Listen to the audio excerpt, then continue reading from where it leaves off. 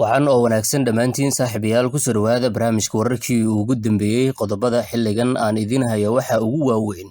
wararkii ugu dambeeyay dagaalka bariga dhexe oo sii ballaartay kadib markii dowladaha Ingiriiska iyo Faransiiska iyo Midowga Yurub ay si toos ah ugu soo biireen dagaalka Iran oo dhigtay wacdaro aanan caadi ahayn kadib markii ay gantaalo nooc cusub ah ku garaacday magaalooyinka waaweyn ee Israel Yahuudda oo shaacisay in laga dilay ku dhawaad kontomeeyo halka dhaawaca uu intaasi ka badan yahay magaalooyinka Tel Aviv iyo Haifa oo gubanaya iyo warbixinadii ugu dambeeyay ee duqeymihii ku dhacay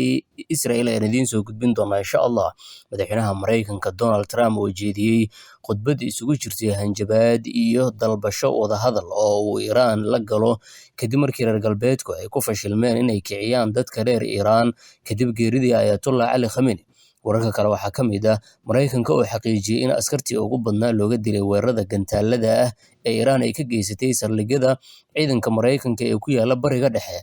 iyo waxaan sidoo kale idiin soo gudbin doonaa madaxweynaha Puntland oo qayladhaan afka furtay kadib markii uu si adag oo carar leh uga hadlay xildhibaanadii laga soo celiyay shalay hawada Garowe ee Puntland ku wajahnaa iyo villa Soomaaliya oo wado qorshe lagu ansixinayo wax ka beddelka dastuurka qodobadaasaan ku faahfaahin doonaa barnaamijka insha Allah haddii aad cusub tahayna subscribe tanaga ilaabi dagaalka bariga dhexe ayaa wuxuu u muuqdaa mid aad iyo aad uga sii ballaartay intii la filayay kadib markii dowladaha Ingiriiska iyo Faransiiska iyo Midowga Yurub ay si toos ah u shaaciyeen inay ku biireen dagaalka dowladaha Ingiriiska iyo Faransiiska oo hadlay ayaa waxay sheegeen inay si toos ah u garab taagan yihiin Mareykanka isla markaana ay ka hor imaanayaan wax kastaahi oo Iran ay ku doonayso in ay iskugu xoojiso ra'iisul wasaaraha Ingiriiska ayaa wuxuu sheegay in ay hadda wixii ka dambeeya ogolaadeen in Mareykanka uu adeegsado saldhigyada Ingiriiska ee bariga dhexe oo uu halkaasi ka geysan karo duqeymo aad iyo aad u xoogan Faransiiska si lamid ah wuxuu sheegay inuu dagaalka ku soo biiray Midowga Yurub waxay sheegeen inay soo dirayaan ciidamo waxaasi oo dhan oo reer galbeed ah waxa ay u dig iyo damleeyihiin inay baabi'iyaan dowladda Islaamiga ah ee Iran haddaba Iran maxay samaysay saacadihii la soo dhaafay dowladda Iran ayaa dhigtay wacdaro kale oo aan caadi ahayn kadib markii ay gantaalo nooc cusub ah ku garaacday magaalooyinka waaweyn ee Israel ayaa waxay u ahayd habeen madow kadib markii si aan caadi ahayn ay gantaalo ugu hoobteen magaalooyinka Israel ay ka mid ka tahay Tel Aviv, Jerusalem ama Qudus iyo sidoo kale Haifa oo ay ku dhacayeen madaafiic aan inaba caadi ahayn gantaalada nooca cusub ee Iran ay ku garaacday saacadihii ugu dambeeyay Israel ayaa waxay yihiin kuwa markaasi aad u laba qarxaya ama sameynaya qaraxyo aad u badan gantaalada la soo tuuro ayaa waxay yihiin kuwa si kala babaxaya tusaale ahaan halkii gantaal waxaa ku dhex jirta 10 kale oo gantaal kuwaas oo jahwareerinayo nidaamka difaaca ee Israel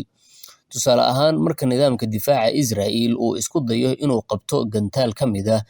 gantaalkaasi waxaa ka dhaxbaxaya intaasoo gantaal oo tabaneeyo ah kuwaas oo uusan nidaamka difaaca awoodin inuu qabto taasi ayaana keentay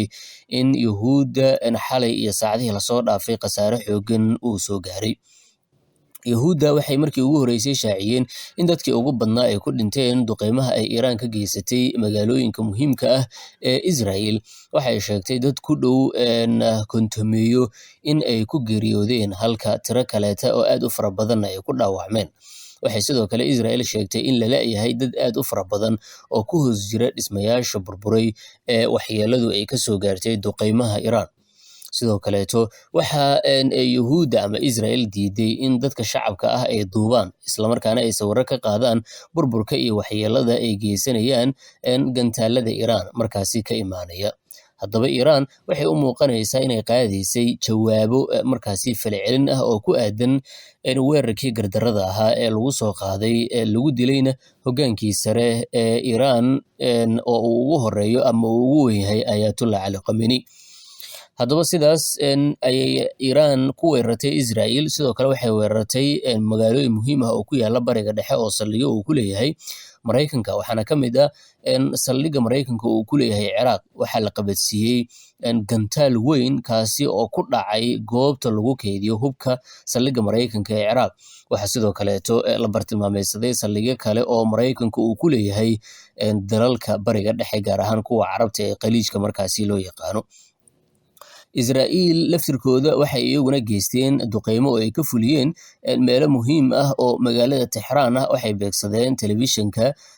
Iran xaruntiisa iyo sidoo kaleeto meelo kale oo muhiim ah oo bartilmaameedyo xoogani ay halkaasi ka dhaceen.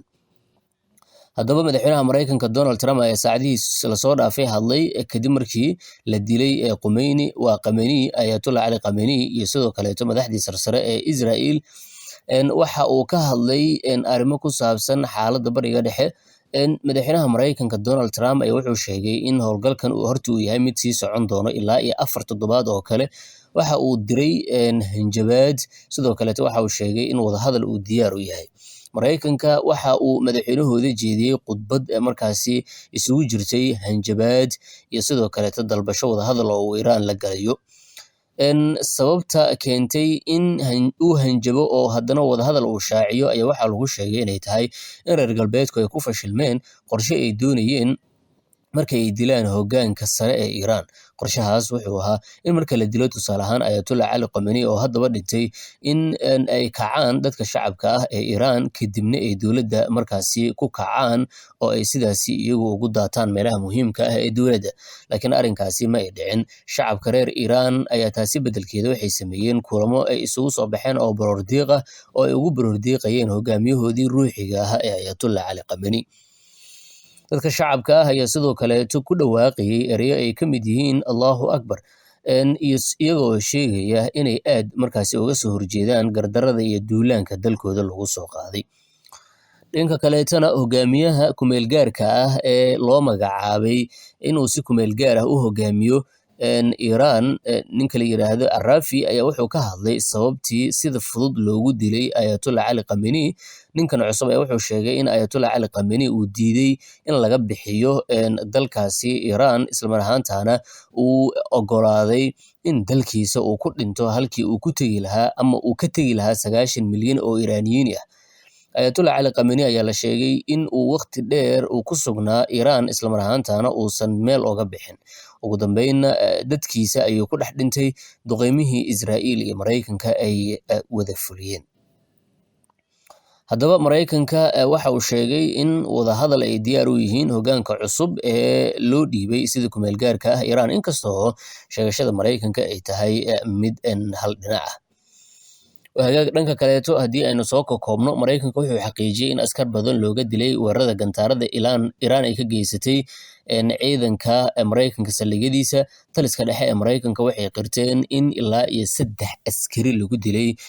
duqeymihii ka dhacay Kuwait. Waxay sidoo kaleeto sheegeen in tiro aad u badan oo dhaawacyo ah ay jiraan, weliba dhaawacyo aad iyo aad u daran. Mareykanka wuxuu sheegay inuu u aari doono askartaas, laakiin Iran waxay iyadu sheegaysaa tirada inay intaasi ka badan tahay oo ay Mareykanka wax qarinayaan. Waxay sheegtay Iran in ay duqeymahaasi ku dishay xubno aad iyo aad u fara badan, isla mar ahaantaana ay sii wadayso howlgallada ka dhanka ah ciidanka Mareykanka ee ku sugan Bariga Dhexe. Haddaba xaaladda Bariga Dhexe ayaa waxay tahay mid markaasi aad iyo aad u kacsan, iyada oo dhanka kaleeto weeyaane si weyn xaaladdu ay u tahay mid markaasi aad u cakiran. Dalka Bahrain waxaa markaasi ka dhacay dibadbaxyo lagu taageerayo Iran, waxaana bulshada ku nool ay iyagu yihiin kuwa Shiica u badan, kuwaas oo dhigaya isku soo baxyo waaweyn oo ay kaga soo horjeedaan waxa lagu tilmaamay duulaanka qaawan ee lagu qaaday Iran. Si kastaba ha noqotee, dhinacyada ayaa weeraro kala duwan isku qaadaya. Israa'iil weeraro culus ayay ku qaaday Iran saacadihii ugu dambeeyey, maanta ilaa iyo saakay ilaa iyo xalay, iyadoo qaraxyo culus laga maqlay Tehran sida ay ku waramayaan wakaaladaha wararka ee ka soo baxaya Iran. Israa'iil war-saxaafadeed ka soo baxay ayaa waxay ku sheegeen inay beegsadeen xarumaha dowladda markaasi Iran. Runtii sheekadu waa barako ma leh, waxaana xaalka uu yahay mid aanan la qiyaasi karin halka ay ku dambeyn doonto sheekada. Waxaase laga dhul sugi doonaa adkeysiga Iran iyo halka uu